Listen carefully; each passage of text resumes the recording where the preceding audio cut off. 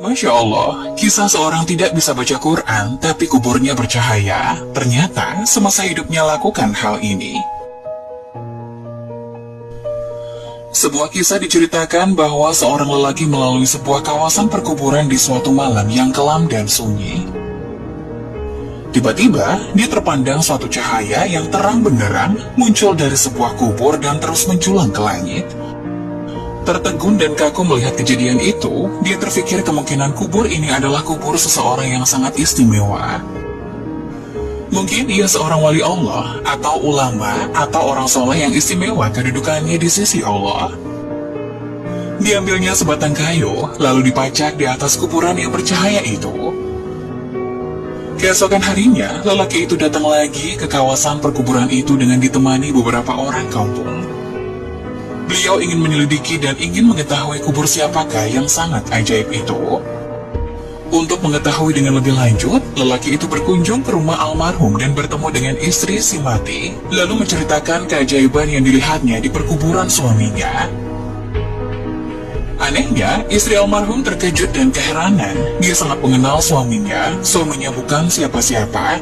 Suaminya seorang petani biasa saja, bukan seorang alim, bukan seorang ahli ibadah, bukan orang soleh, apalagi bukan imam, bukan muazin, bukan guru Al-Quran. Malah suaminya tidak pandai membaca Quran, dan dia tidak pernah mendengar suaminya membaca Quran. Akhirnya, lelaki itu bertanya, apakah perkara-perkara aneh yang almarhum selalu lakukan dalam kehidupan sehari-harinya. Akhirnya istri almarhum teringat sesuatu perkara yang selalu dilakukan oleh sang suami. Setiap kali sebelum tidur pada setiap malam, suaminya akan mengambil wudhu, kemudian masuk di dalam suatu bilik, lalu diambilnya Al-Quran di atasnya. Lalu dicium dan dipeluknya dengan penuh kecintaan dan kasih sayang. Dia akan duduk dan membuka Al-Quran itu sehelai demi sehelai seperti sedang membaca, sedangkan ia seorang yang buta Al-Quran.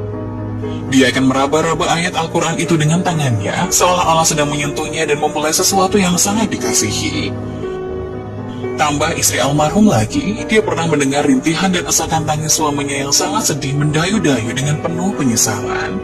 Tuhanku, ampunkanlah aku karena aku tidak mampu membaca kalimat-kalimatmu ini.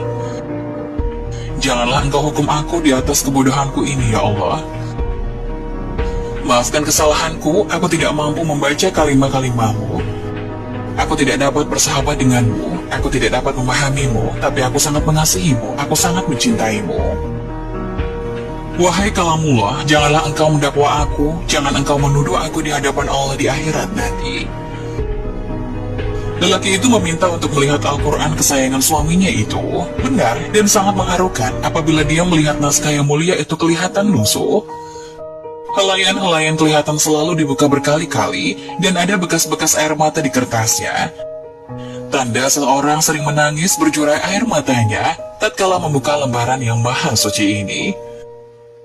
Pastinya lelaki ini sangat mulia pribadinya, hatinya telah bersatu dengan roh Al-Quran.